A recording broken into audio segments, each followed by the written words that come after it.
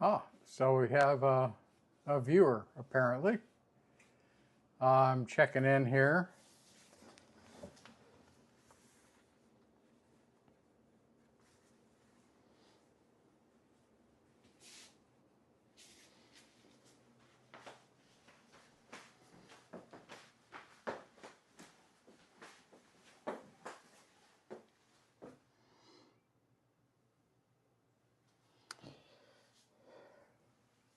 Just getting set up. Let's see here. Hey, Rick, how are you? Thank you for letting me know you're there. Um, so the thing I'm onto today, I have two razors that are not mine. I'm honing them to send out. This razor is called a Here, I'll show you the label here. And it is what's on the back here is Barber Supply Terre Haute. Let's see. I don't know whether I'm going to get this to focus. Yeah, I don't know. Anyway, it says Barber Supply Terre Haute, Indiana, made in Germany. This is basically 10 to 11, or sorry, about 11 sixteenths. It's just a little over 4/8. So 9 sixteenths maybe. Uh, um, and then this one is a Max Hessmer. Says Solingen. This one is 5/8, measures almost exactly 5/8 from the edge, from the apex to the grind line here. This one has a little bit of schmutz, a little bit of pitting all along the blade, and I'm going to try to show you an image of that. Let's see if I can figure that out. Yeah, so in theory, let me know if you're seeing that image. This is kind of a new thing for me. There's an image of the center of the blade. Rick, can you see that?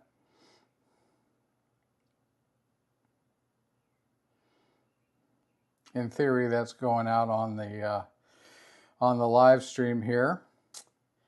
And so that's that. I have another image. I'm going to see if I can show you. Yeah, great, Eric. Thanks for letting me know. So that's where it starts. I have another image of this, and I'm going to try to show that to you. This is kind of new to me. So let's see if I can figure out how to do this. This is going to take me a little bit here to figure out. Of course, the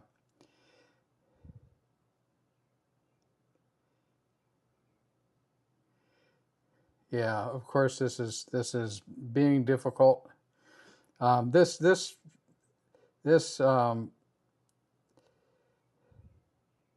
This software. Let's see here. There it is. Update thumbnail, files. Here we go. And here's an area near the toe. Hopefully you are. I don't think you're seeing that yet, but maybe you are. Did you see the image change?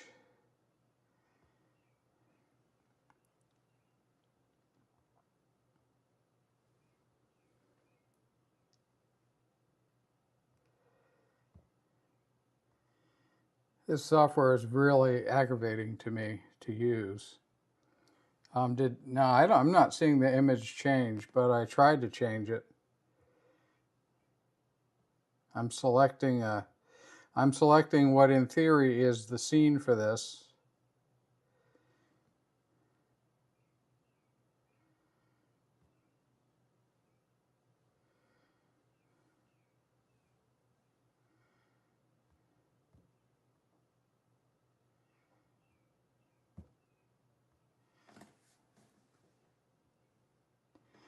Let's see, hits the same image. Yeah, yeah, that's what I'm seeing going out on the feed, but I'm changing it.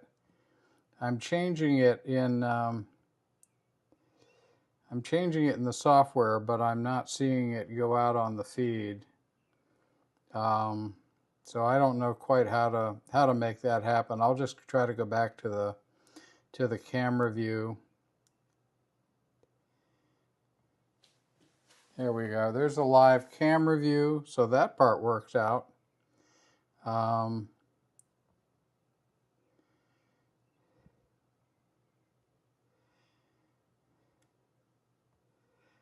no, it's not updating that image. That's too bad. I was really hoping I could make that work live. Okay, well, we'll go over the camera view. Go back to the camera view. So there's what I was going to show you was some pitting here. Hang on. I was going to go show you some pitting here.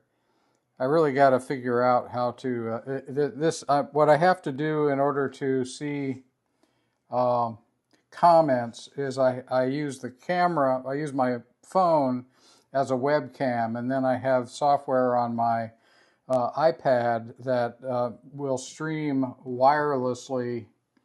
It uses Wi-Fi to stream through my network, my local area network, out to the internet. So anyway, the user the person who owns these two razors contacted me over YouTube, and we've been having a conversation about how to get started with straight razor shaving and honing. And so he picked these two razors as barn finds over at Griffith Shaving Goods. He did a great job picking them. I'm not so sure. I'm going to end up, well, this actually feels muted already, this square point. I suggested round point, which is what he got here. But I'm going to, he's also purchased synthetic stones. So I'm going to put a synthetic edge to give him a baseline for each of these razors. Because of the condition of the edge, and because these are unrestored, I'm going to use the same progression. I'm going to start with 2K to establish my own edge and work away establish my own scratch pattern, my own edge, work away any of the pitting and chipping that's already there. And I see some on both razors. I was really hoping to be able to show you images. I have images, but apparently that's not going to work. Anyway, I'm going to start with 2K, move to 4K, 8K, and then a 12K Nanoa Superstone, which I don't like particularly, but which, it's an abrasive and I can make it work. And again, the goal, he's a new shaver, so the goal is to give him usable edges that when he starts doing his own honing, he can use as kind of a baseline. As usual, as with all stones, I'm going to do them in order, and it would be more effective for me to keep the stone the same and then do each razor on the same stone up through the progression. But I'm going to instead do one razor at a time. That's a little easier for me because I'm doing this live stream. I'm only able to concentrate on a few things at a time anyway, and so this simplifies it for me. So, it is what it is, I guess. And for those who stay around, you'll see me go through the entire progression in order. with each razor, so there's a little bit of continuity that way too. So I'm going to get started. Let's see, do I have all the lights on? Yeah, I have lights on. Hang on, I'm going to raise this one.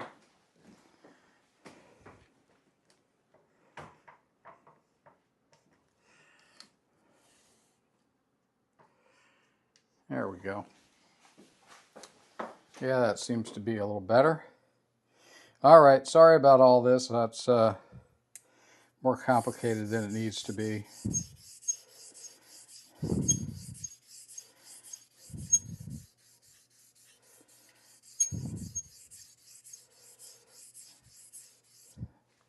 The pitting on this razor is a little bit of concern because it's right at the edge. This is slightly over 4/8. It's 9/16. It's probably going to be 4/8 when I'm done because the edge itself, you know, has to be right. It has to be fresh metal. The overall condition of both edges looks pretty good. I didn't see any evidence of bad steel, but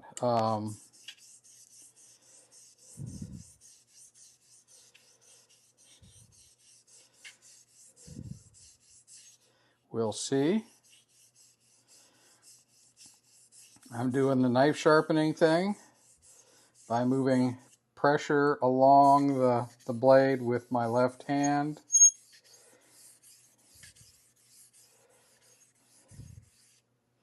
This assures me.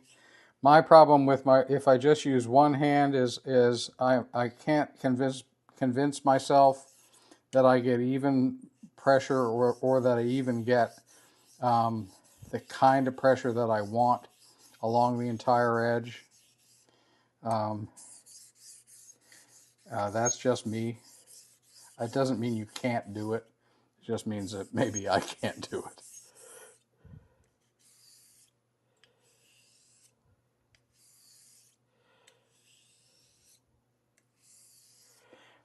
In terms of the amount of pressure that I'm using, I'm leaning on it a little bit, but this is a hollow ground razor. The blade is pretty thin, so I don't need to flex the blade too much. So I'm conscious of that in the pressure that I'm applying. My primary goal is to use pressure to accelerate the abrasion, but not deform the blade here. At 2K, I'm going to measure progress. I'm going to do that pretty soon.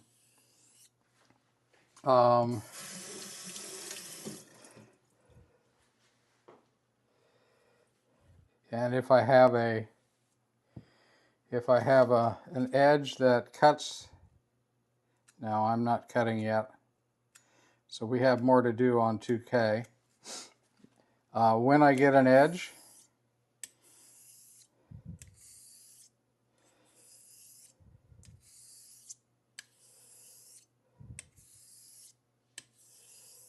that cuts the packing peanut, I'm going to push it a little bit on the 2K here.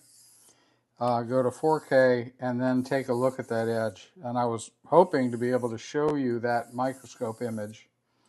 So I'll just have to tell you about it.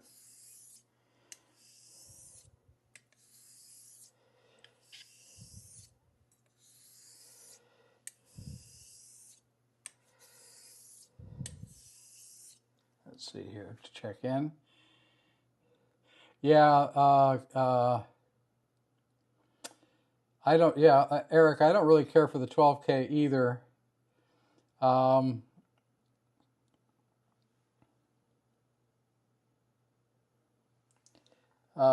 don't care for the 12K either, but I can make it work. And I'm really hesitant to. I have a 10K, but it's an advance. It's part of that little sharpening kit that I bought. that at some point in time, I will give that away to somebody. That's actually as good as the 12K, but it's the same. It's the same. It has the same resin. It's that sort of gummy feel to it.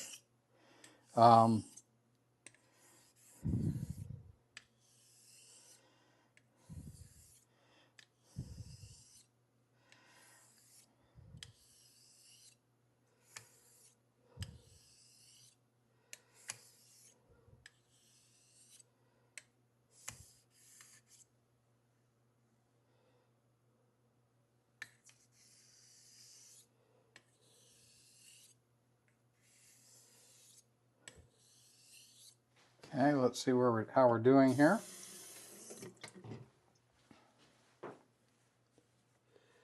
Where do I get my diamond slurry stones from, Rick? These are, you can buy these as a set. These are little DMT. I don't remember what the name of these stones are, but they're DMT diamond stones. You get a coarse, fine, and extra fine. So this is the fine one. I use this for like the 2K and the 4K stone, and then you have an extra fine one that I use for the finer grit stones where I raise a diamond slurry. What's nice about these is you can raise a slurry as you would with a slurry stone, not using a lot of pressure. Let's see, I was going to test this.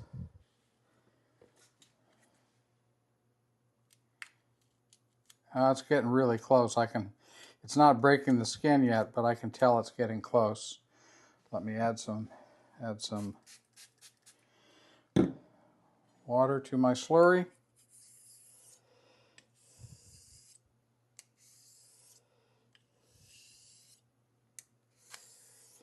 So my goal is to, I want to get a very good shape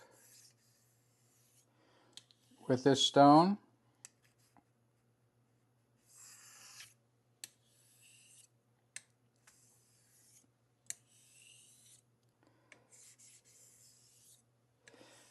Good bevel shape with this stone, so I'm going to bring it to the point where it can push cut the packing peanut with some noise, some popping noise, and then I'm just going to take it a little further on this stone, and then I'm going to move to the 4K and do the same thing. And that combination of these two stones will set up the overall bevel shape, so that I don't have to do, so I can do only minor refinement with the 8K and 12K. And the whole goal, oddly, the whole goal with this is actually efficiency. It should take less time by letting the heavy work of abrasion, which is just, in this case, using abrasion to just shape an edge. The heavy work needs to be done by the stones that remove material the fastest. So that's why we use a progression of typically coarse, medium, and fine, is to get the big stuff out of the way with the heavy movers.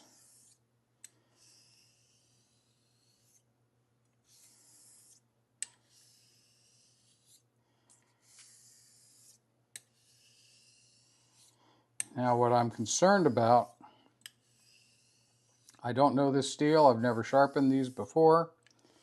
And so a big concern is, am I refining the bevel here? Am I creating a bevel shape, or am I just blasting away steel from the edge?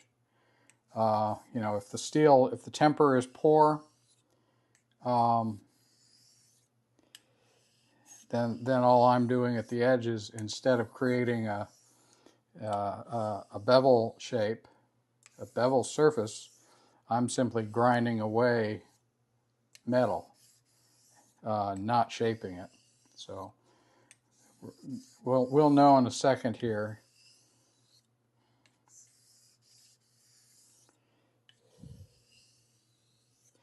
I believe I'm feeling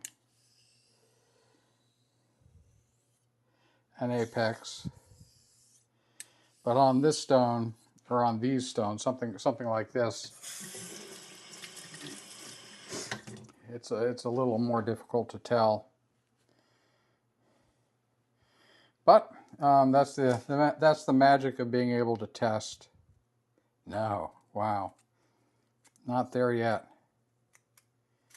They're starting there. This is not good. Okay, so we're going to do some more. I'm going to lean into it a little bit more.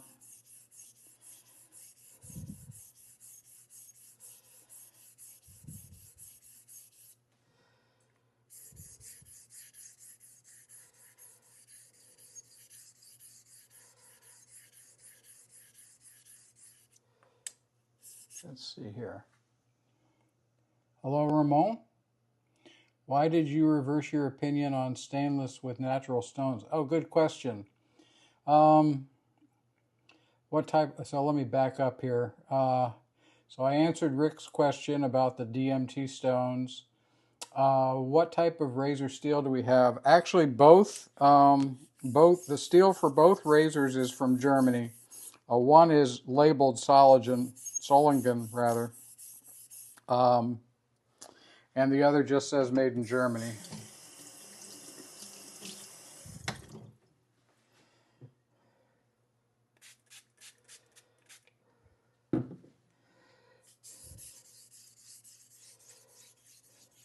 I don't know anything about these two razors. This one says the letter U with a dash and a NO. This one was made for some barber supply company in Indiana. And the other one is a Max Hessner. I'm not familiar with that, what that is.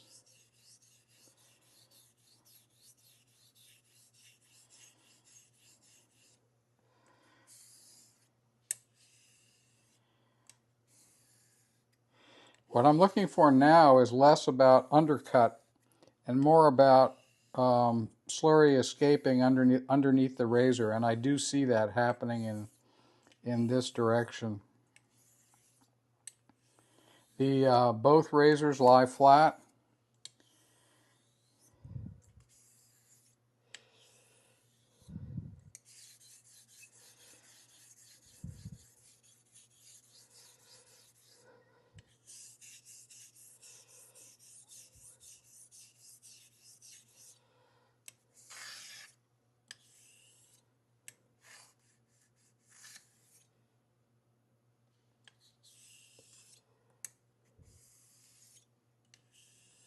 This one has a little bolster over here that does come down a little bit too far, so I have to be a little careful of keeping that bolster off the stone, otherwise it raises the razor at the heel.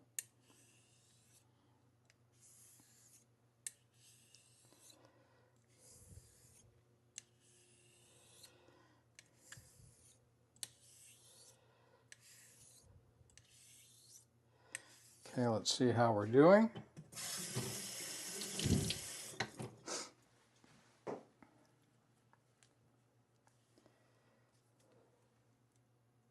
There we go.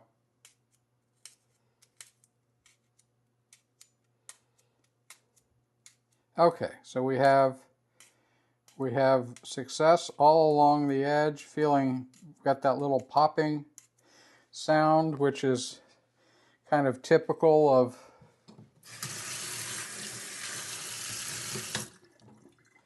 of a apex that can only be refined to a certain level on a coarse stone. I'm just using the remnants of the slurry, so there's a tiny bit of slurry here. I won't have washed it all off. And I'm going to let the stone, since it's a synthetic stone, it's going to self-slurry. So I got it to the point that I want it, and now I'm pushing it a little bit on this stone to save myself a little work on the next stone.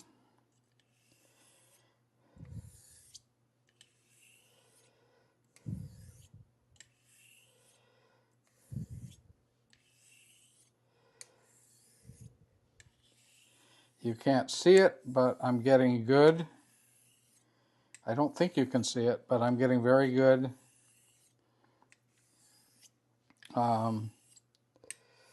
undercut, and I'm now pushing. I'm not leaving any.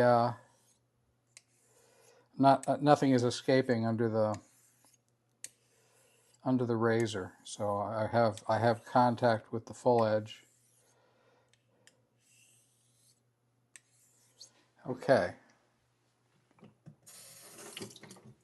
It's just for completeness. Let's just show that we haven't gone backwards, or have we? No, we have not gone backwards.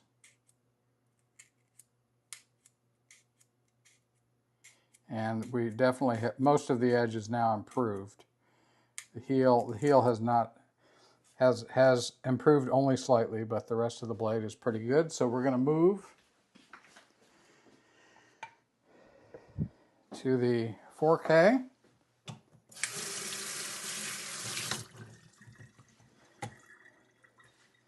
Going to make sure this is, I don't remember if this is flat or not.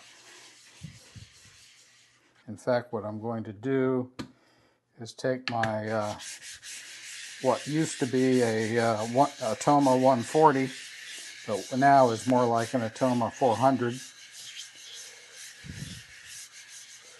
I'm going to do the majority of the flattening with that, and then I'm going to refine the texture with this diamond lapping plate, Sharpen diamond lapping plate, which started out in the 600, 650 grit range, and now it's very old. Now it's probably in the 1200 grit range. Okay. And I'm just going to use that slurry. Same procedure I always use.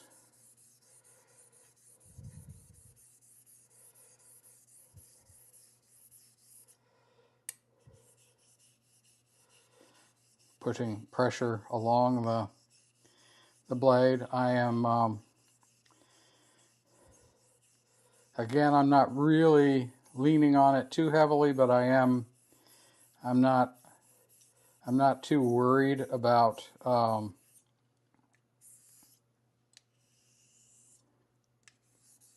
this needs to be a little wetter.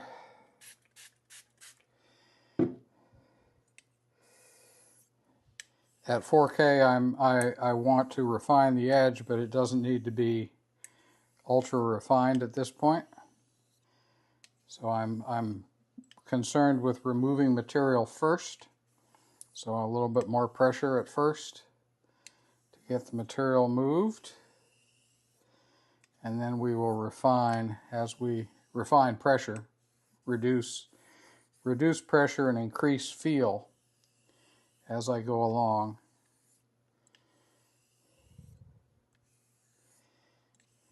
Let me check comments.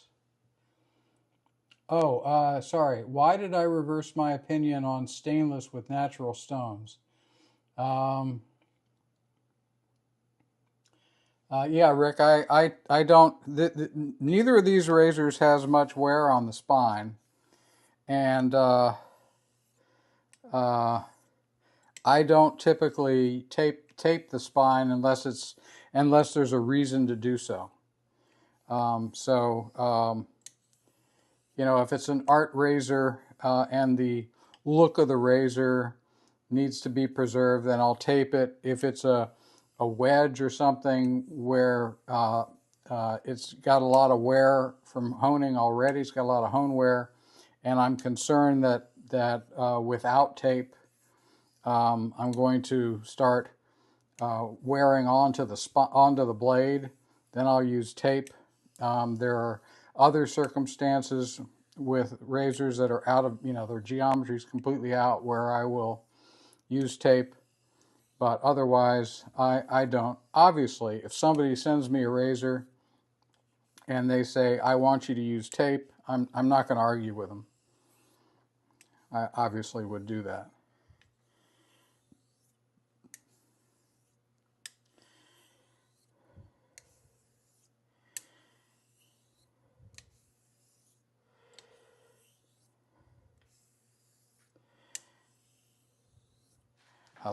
I'm starting to get feel.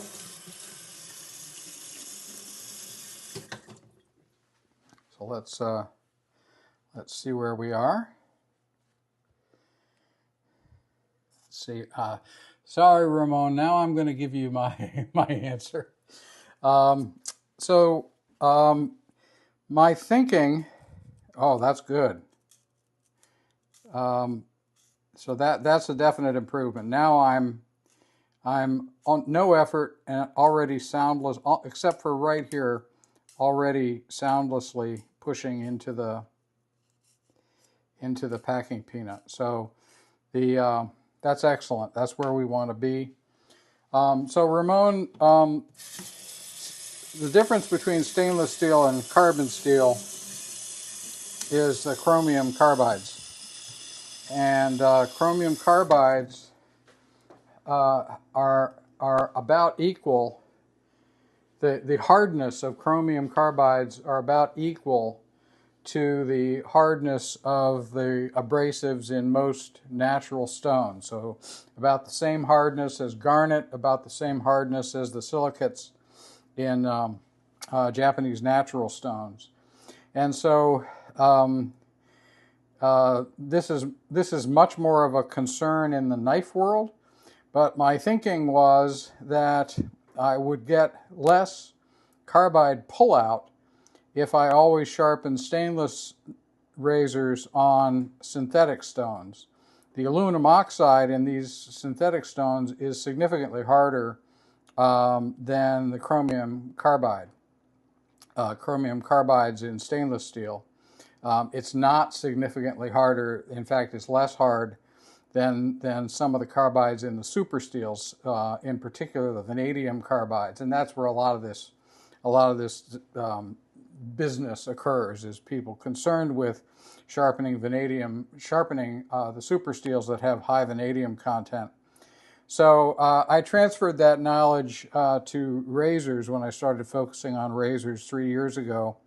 But it never occurred to me that the texture of a razor isn't that fine anyway, and even if I am getting tear out at the carbide level, which we're talking micron and submicron level here, that it's probably going to be unnoticeable relative to the overall texture that a natural stone leaves. So I decided to give it a try. I decided, my thinking was a little bit too abstract, academic, really, a little bit too academic. And so I decided to give it a try.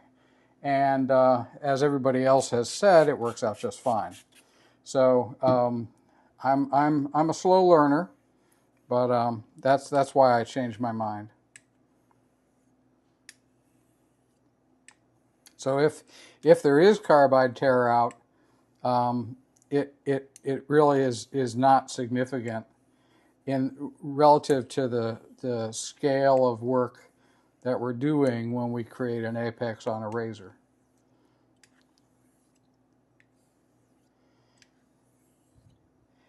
And to be honest, I'm not convinced it's that important with knives, but I do a lot, or have done, I'm not so much anymore, but I used to do a lot of bevel polishing for knife collectors. And most of these are folding knives, very expensive, kind of art pieces.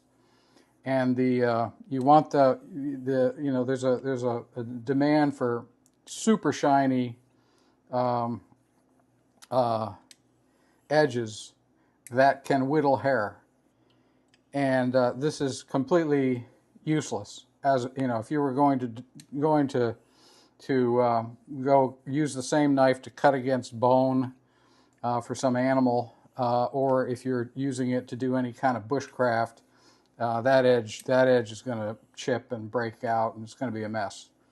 But nonetheless, and you know, I'm one of these people. You carry around a lot of those kinds of knives as jewelry. You know, just because you want a knife with you, and it'll glide through paper no problem. So if you're carrying a knife as a letter opener, it's a you know, that kind of edge will work for you. So anyway, other than that situation, I'm not sure that the tear out is that big a deal, because most knives don't get finished much above 2K, and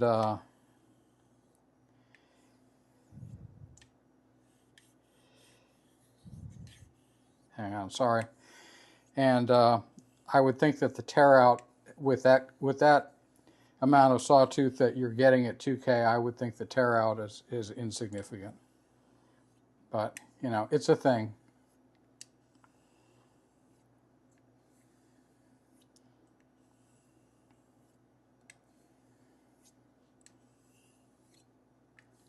All right. But I've just done the same bit where I tested it and then I went a little further on this stone. Now we're soundless at the heel. Pretty much soundless everywhere else.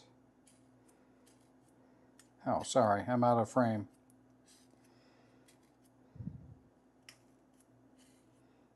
So that's 4K.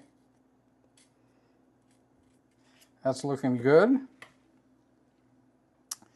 I need to go take a look at this under the microscope. I wish I could show it to you.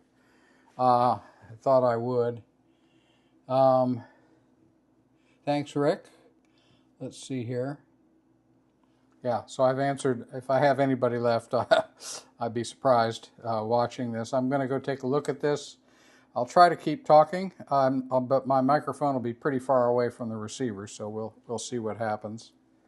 I'll give you a summary when I get back.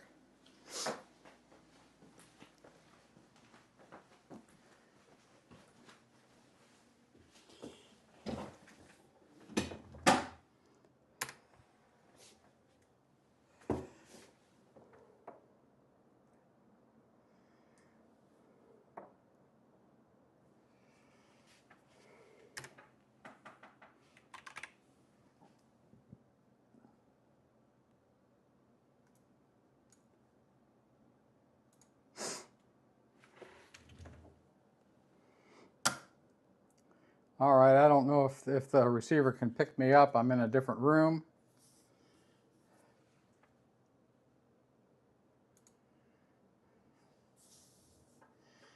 But let's see what we've got here.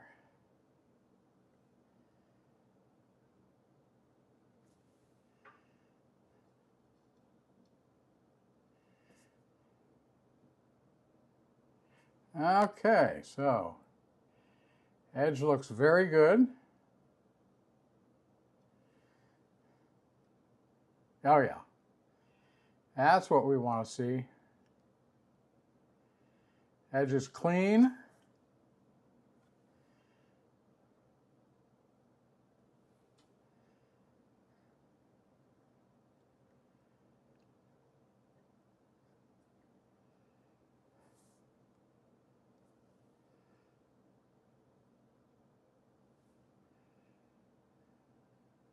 Very good.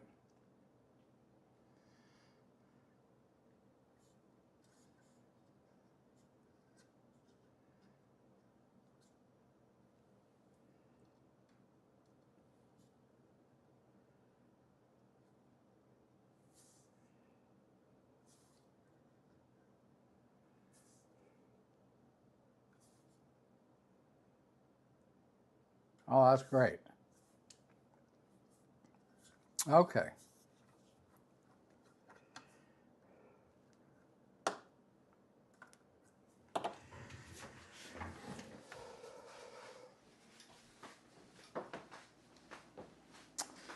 All right. So I don't know. Let me know if you could hear me from the other room. Let me know, Rick. I think there's only like 6 people in the live stream. But Rick, let me know. Let me know if you could hear me in the other room. I took a scan of the whole edge, both sides, and everything is looking really nice, just the way you would like to see it. The scratch pattern goes from the top of the bevel all the way to the apex, and it's a very uniform scratch pattern the whole way. For people new to honing, that's what you want to see. You don't see me inspect the scratch pattern very often, but you should. Um, when I do my final inspection, it's rare that I see a problem, but when I do, I go back and fix it. So on this razor, the scratch pattern is looking good. Testing off the 4K is good, so we're going to move on.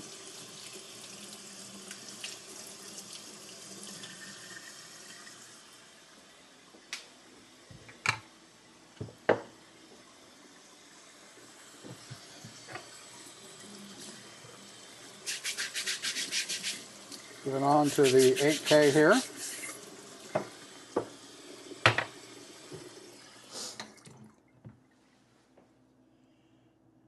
So you heard me great from the other room, Rick? That's cool. That way it's not, 5 minutes of complete silence. Appreciate your hanging out with me, by the way.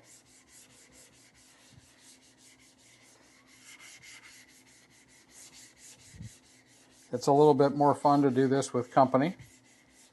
It's probably pretty boring for you, but it is.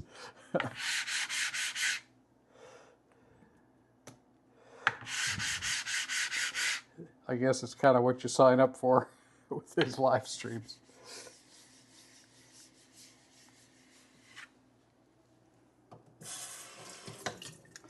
All right, now let's take this thing to 8K.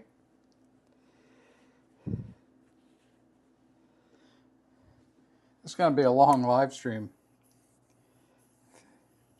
Hopefully the other razor is a little quicker through the 2K region. This needs water. I use, I've mentioned this many times before, I always use slurry until the very final stages. It helps to keep the apex nice and clean from burr.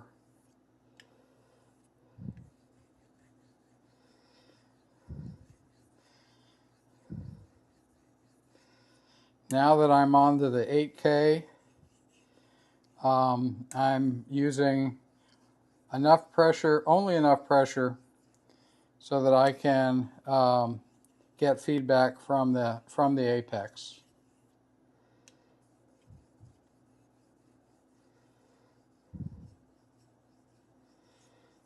I'm not leaning into it to speed up the abrasive nature of the stone, because that's what you get when you add pressure. You speed up the removal of material, but I don't need to do that here. Here the goal is small changes. Small changes, just a gradual pulling away of material so that the apex can narrow.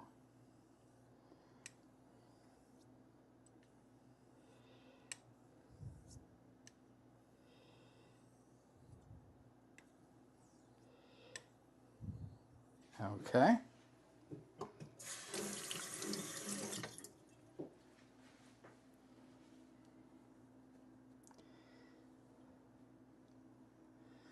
See how we're doing here.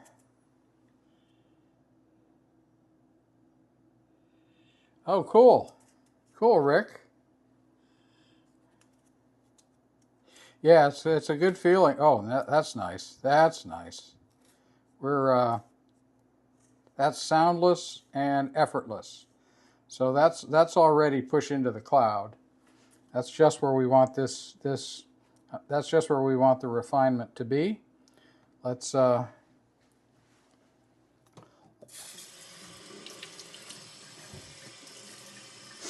next we're gonna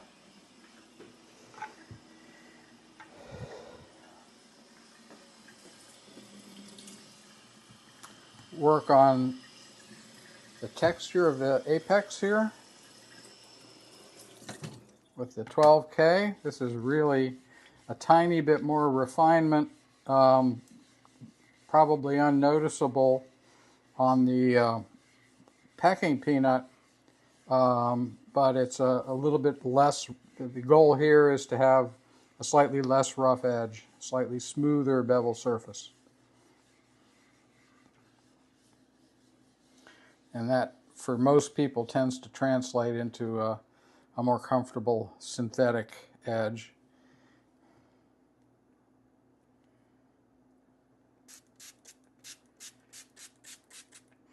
This part of the magic of getting this 12K to work. This is a super stone. It's got the gummy binder. Part of the magic is to use a very thin slurry, milky, very thin, milky slurry.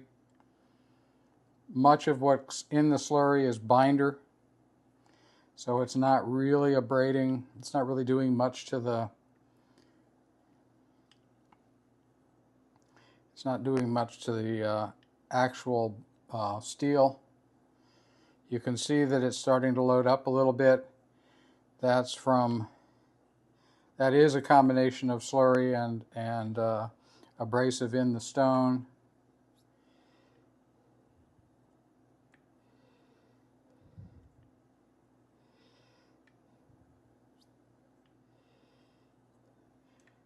The amount of effort that I'm pushing on or pushing into the stone with is, again, I've lightened up again, but it's still, I want feedback from that very, very apex.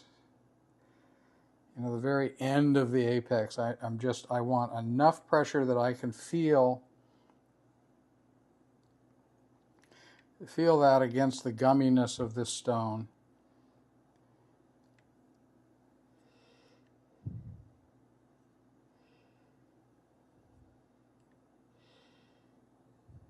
Okay.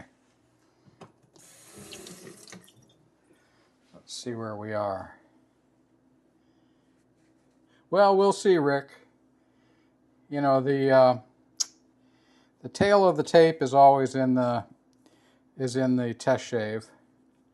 What can happen? Well, to me, what can happen with synthetic edges is I get them too sharp, and it works for me because I'm used to. I mean, that's actually what where I naturally tend to go is ultra sharp edges. But I've learned over time that that an ultra sharp edge is only great when you're really low angle and light touch, and you know, that's something I work on. But when you if you have a bad day, then that edge is going to feel really harsh. All right, so this is absolutely silent. As you can see, I'm barely holding the razor. It's just floating into the packing peanut.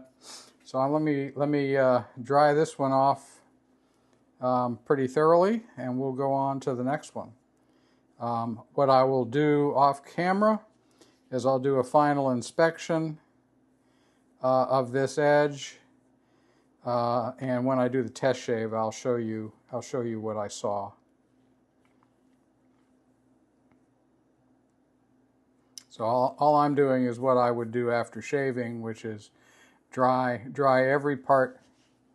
Don't want to do it over the stone because the rag will get wet, but I make it when you dry. For those who are beginning, you want to make sure you get, for a hollow ground, you want to make sure you get up right underneath the spine when you dry, and then you want to get right down at the edge. Got to make sure you get the very toe and the very heel. Sorry, very toe, very heel, top of the spine, bottom of the tang, all over the tang, and then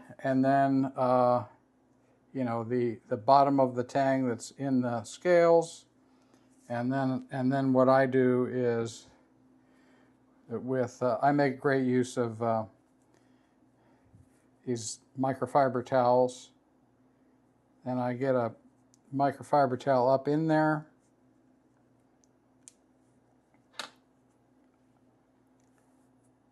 and then just dry out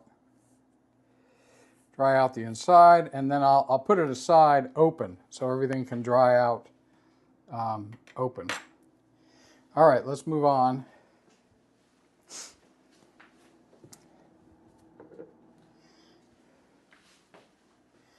Back to the 2K.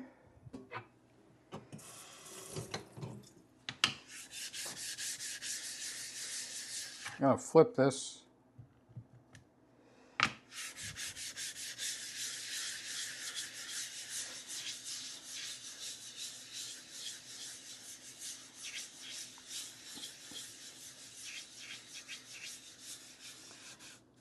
Oh, thanks, Rick. Appreciate that. We'll see. We'll see. Yeah, I mean, 1 hour to do one blade. Hopefully this one goes a little more quickly. But you never know. You know, it takes what it takes. You know, you put in whatever work is necessary.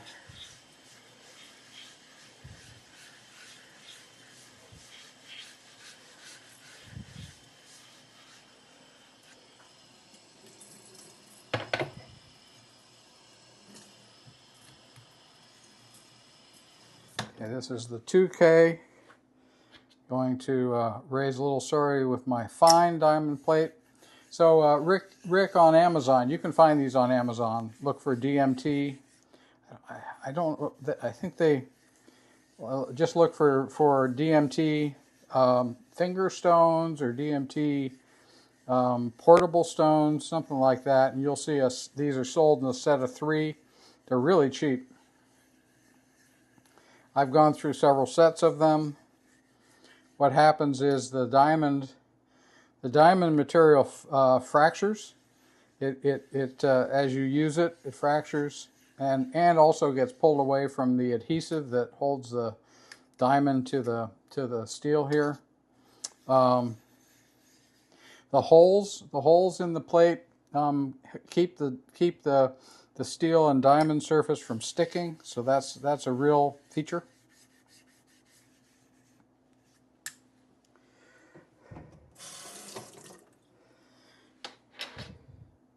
And you can raise a slurry without gouging. You know, it's very easy to do that and not gouge the surface of the stone.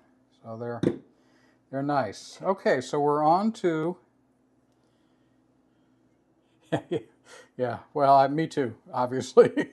Me too, Rick. Obviously, I take my time too. So here's the Max Hessmer. Kind of cool. This one also has a bit of pitting, but it is far less than on the other one. So I'm hoping that we're not going to be too long. This is obviously round point, and measured dead on as 5/8.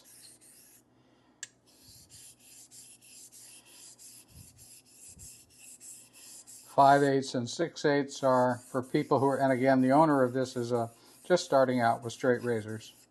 His name is Alex, and he does. He's asked unbelievably good questions in our email exchange, and has been very thorough and sensible in the way that he's gone about getting started.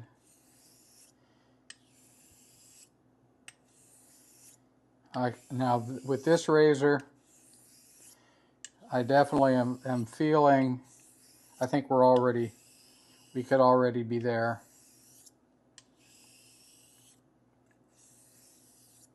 It feels to me as if I've got an apex on the stone.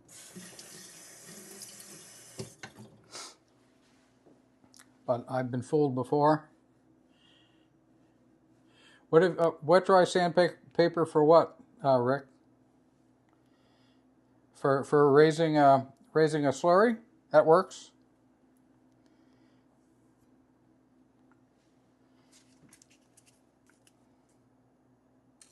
Okay, so yeah, look at that.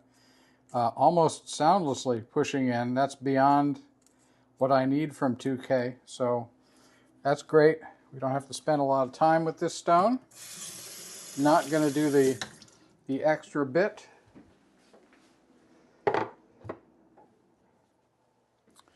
Moving on to 4K.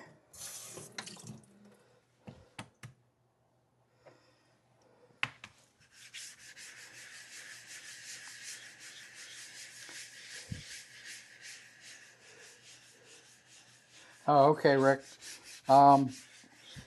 Yeah, nothing wrong with that. Again, you know, there's no magic to this. This is just abrasive stuff.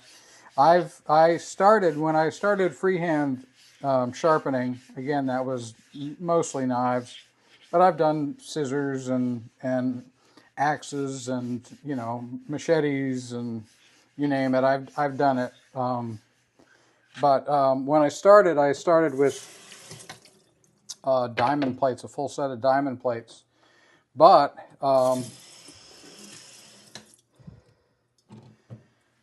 I also tried a whole bunch of other things. One of the things that I tried were lapping films.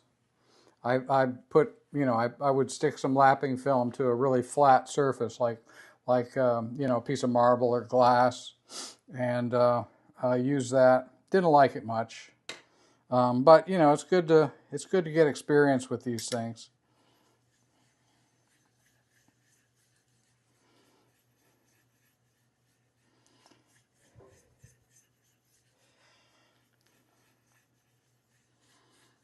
I thought the lapping plate was going to be like the magic solution, but you cut them after a while. You end up cutting them. It's probably easier to use lapping plate with a razor, but I was using them with knives. That's really just not as much fun. You know, the stones are. I mean, if you're going to stand here and do this, you may as well enjoy it. Especially, you know, it's never been. I've been paid to do this, but never full time.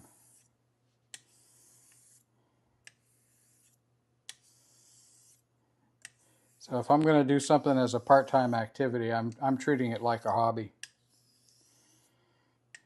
In other words, it needs to be fun.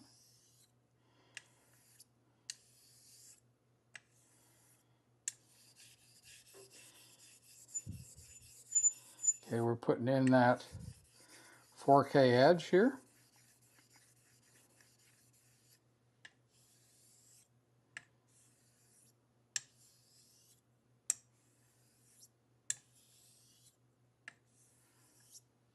I think this might be a terrific shaving razor. The little 4/8 starts to be, I don't quite understand why, but I have, I find 4/8 to be a little bit more difficult because it's a little harder to get the edge into areas where a larger razor would give you a better angle. 5/8 starts to be better. 6/8, I think, for most people is a sweet spot until they try a 14, until they try a 15/16 or an 8/8 razor.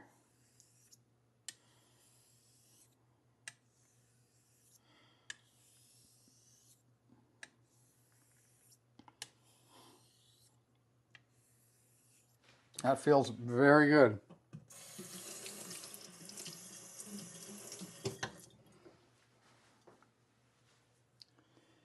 Let's see. Yeah, Ramon, I couldn't agree more. Yeah, I couldn't agree. I agree with you completely. I generally recommend 6/8. 6/8 and round point. It's too easy to stick yourself with a square point razor, even if you're not a beginner. But, only one way to learn, right? So let's see where we are. This is still 4K. Wow. That's soundless and effortless at 4K. I think, oops, wait a second. Soundless and effortless at 4K. I think this is going to be a really good razor. I'm going to just do a couple of more 4K laps just to push this on 4K a little bit.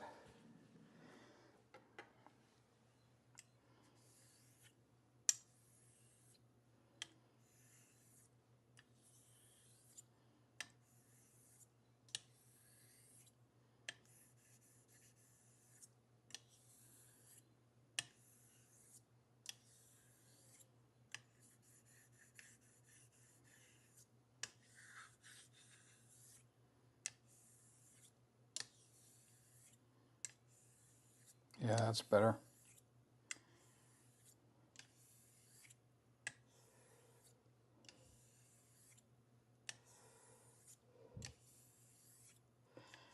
All right.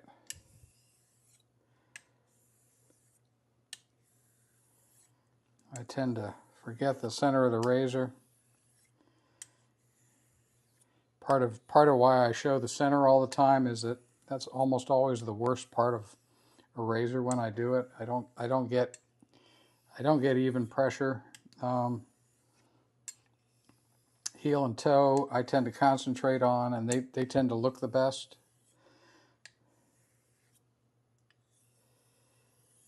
Okay.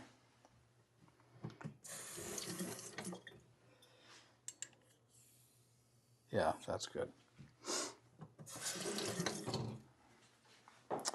All right, moving on to 8K.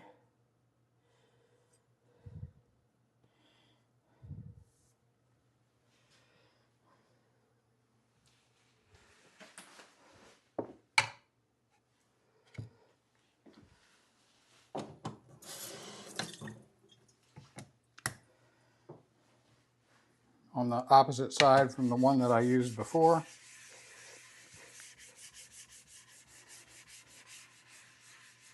Help wear the stones down a little bit more evenly.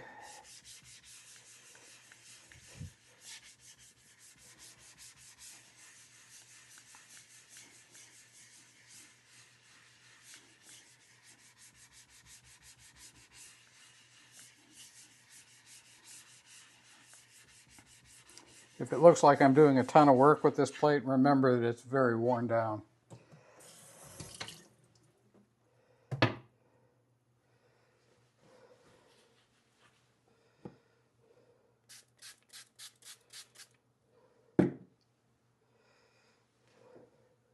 I'm going to rinse.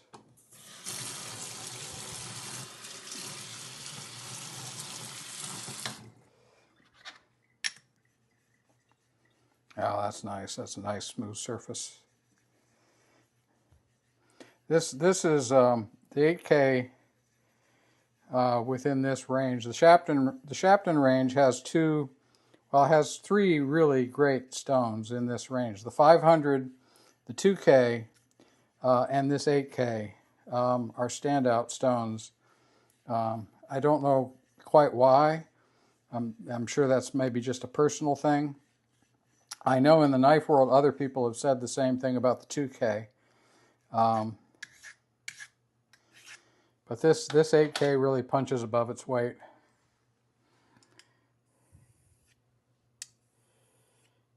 More water.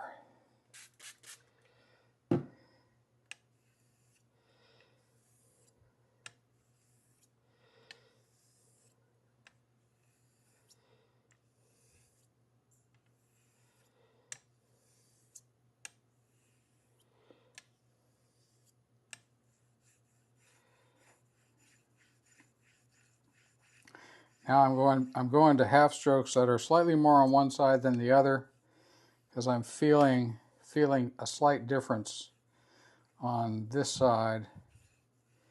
It feels like it feels that as if I give a little bit more wear on this side, the apex will become more down onto the stone. Well, I'll have a feeling of the same feeling of the apex in this direction as I do in this direction. And these are very small things, and that just comes from my own experience of doing this. Eric and Sean did a live stream today where they talked about sharpening by feel, and they were saying that, well, you really can't. Feel is something that develops, and that's obviously true. I do think that if you go to a method that puts your mind on process instead of paying attention to the razor and the stone, if you pay attention to the development of the sharpening as you're doing it, you can develop feel faster. If you understand that all you're really doing is shaping when you're doing this, and if you test using packing peanut or a nice firm tomato, cherry tomato, the testing helps you know how you're making progress. If you do the testing, you look at your scratch pattern, which I should talk about more but don't. If you do testing and you look at your scratch pattern properly, and you do approximately even work on both sides, you can very quickly develop, get yourself way up the learning curve with feel. Obviously, it gets better over time, gets better with experience. But I mean, we all know that. That's common sense, I would assume.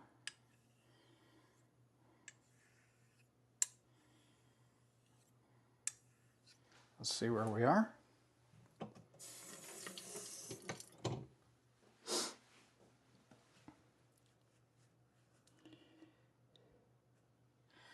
Yeah, the 16K has a little bit of a tough reputation.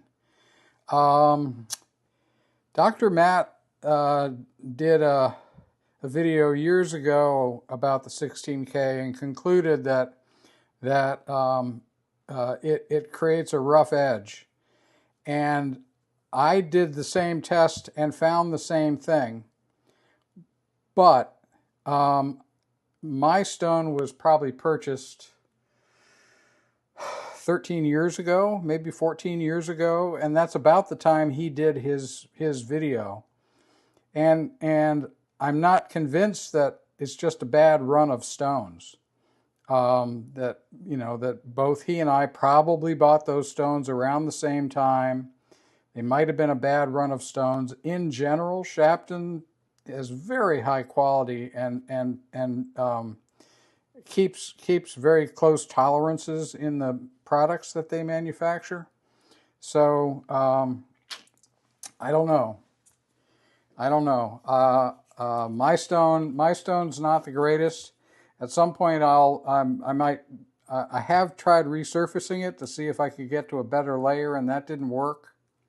But I may not have gone far enough. So we are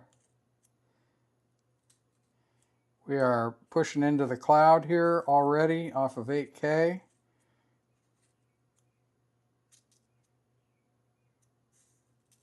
I think I might do a little bit more work on the toe.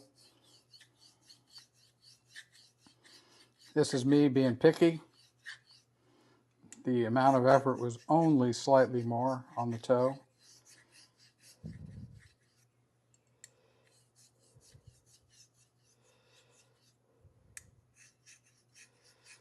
So I've now done work on the toe. Now I need to blend that work with the rest of the edge.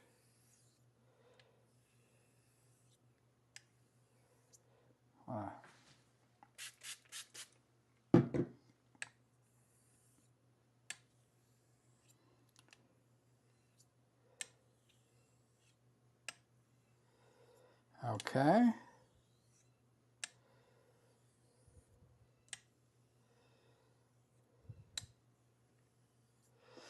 Alrighty. And let's move on to the 12K. Try to get you all out of here. Yeah, they are, Rick. That's right. It's the same same binder, same. I mean, the abrasive is aluminum oxide no matter what, but it's also the same process, the same density. What makes the Shapton glass stones so fast is they're very highly dense and abrasive, and the binder holds the abrasive really well. So they wear like iron, even though they're thin. They wear like iron. The Rockstar series doesn't have glass on the bottom. But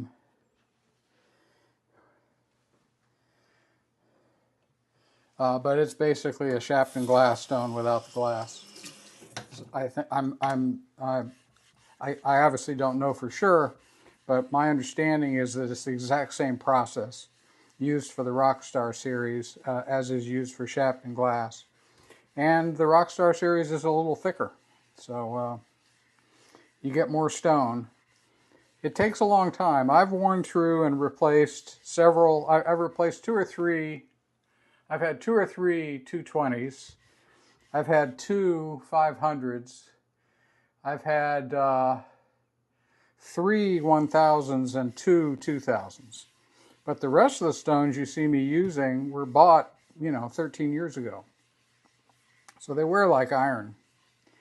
Now I'm about, I don't have my 1K here.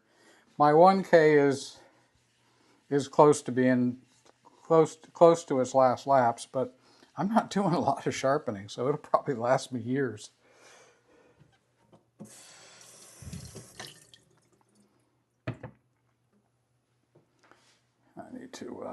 I want this to be very milky.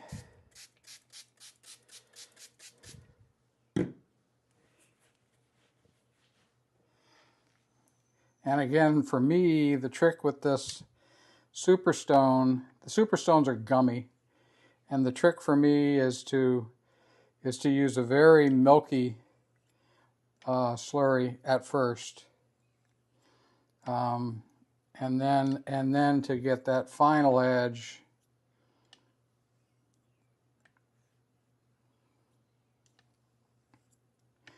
This is also one of those stones where you really have to pay attention to your edge bias, to the amount of torque that you put into that edge, so that you're not digging it into the gummy binder, but have enough torque in there, enough edge bias that the abrasive in the binder is doing something. You can see that it is because it's loading. These stones load up like crazy. It would be awful without the slurry.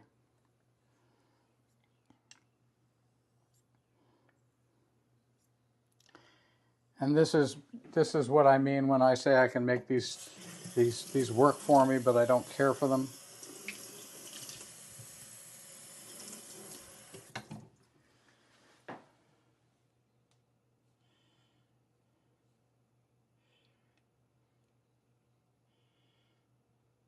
Let's see, I want to back up here.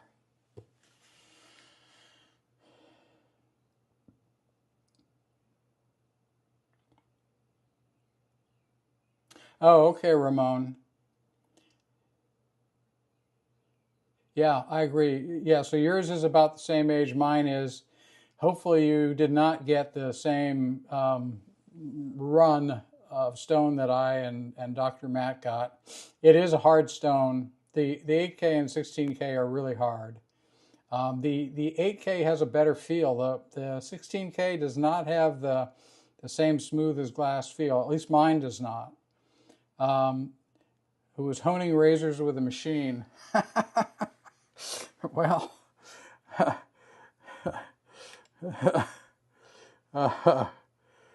that kudos to anybody who can hone razors with a machine and not screw up the temper of the steel.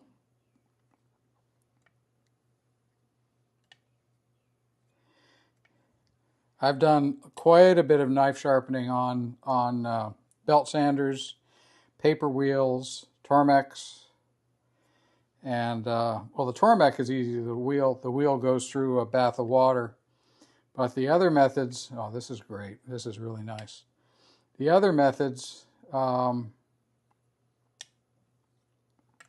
better really monitor the temperature of the steel at the edge.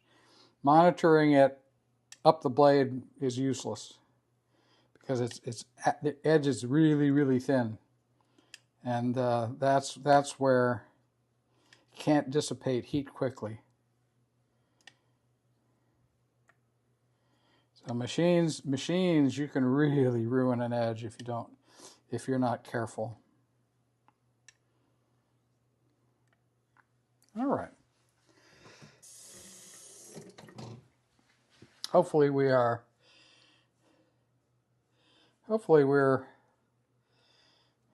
done here. If this is push into the cloud, then the only step for both razors is to do a little stropping, and I'll obviously do quite a bit of inspection. Let's see here. Oh my goodness, my camera has drooped. Well, it's not too bad. All right, so let's do the final inspection here. Oh, that's great. That's great. Oh, sorry. Let's try that again.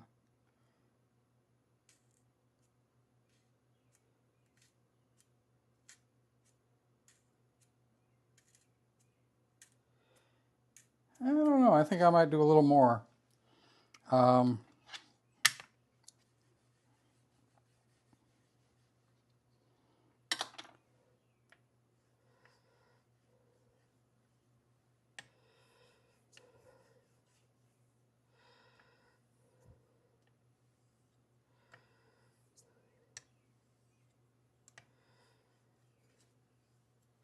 The angle that I use, I think there is an advantage to it, but other people get great results without doing this. But the advantage that I think is there is that the abrasive is not hitting the edge straight on; it's hitting at using a glancing blow. So I think there's less probability of burying the apex, especially when it gets super fine like this. And I think the glancing, removing material at an angle helps to keep it from chipping.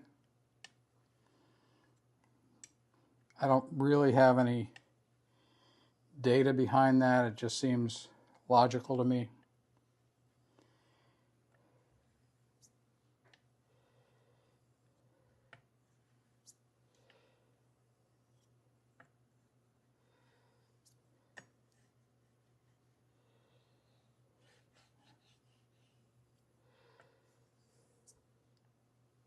There we go.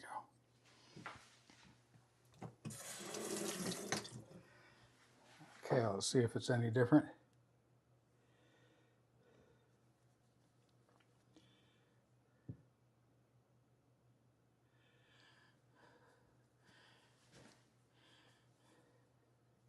Hi, Nate.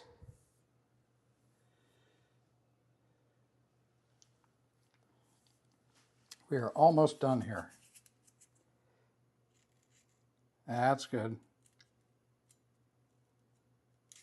That's good, but not great.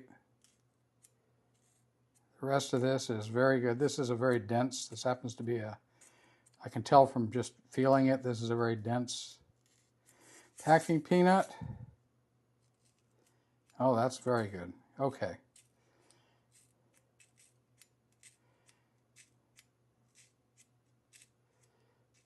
Really testing the whole edge.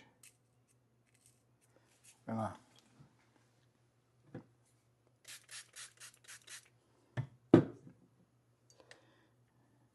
gonna get OCD here a little bit.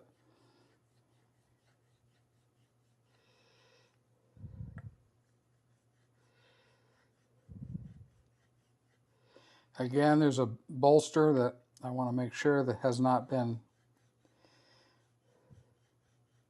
raising this razor at the heel.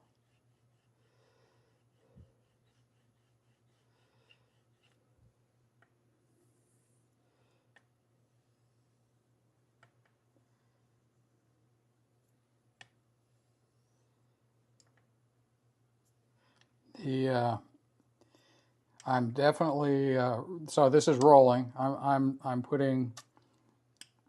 rolling pressure, but only doing it as a way for me to make sure that I can see slurry work its way up the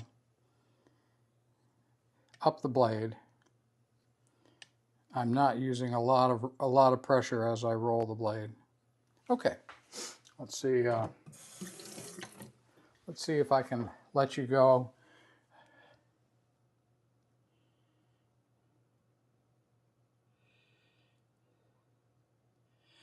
You got a Kitayama. What a great stone. That's a very well-known stone in the knife world.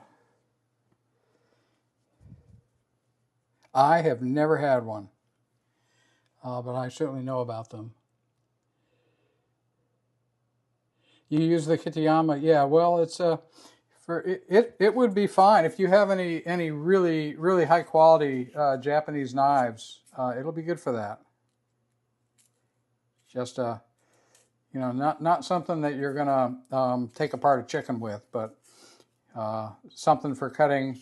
Really doing a fine cut on tuna or something. It'll be, you know, or vegetables. Great for some vegetables. All right, I think we're going to call that. Done.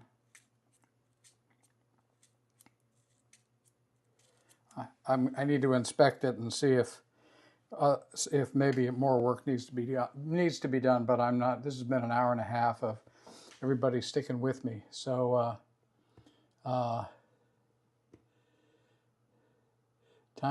for me to let you all go.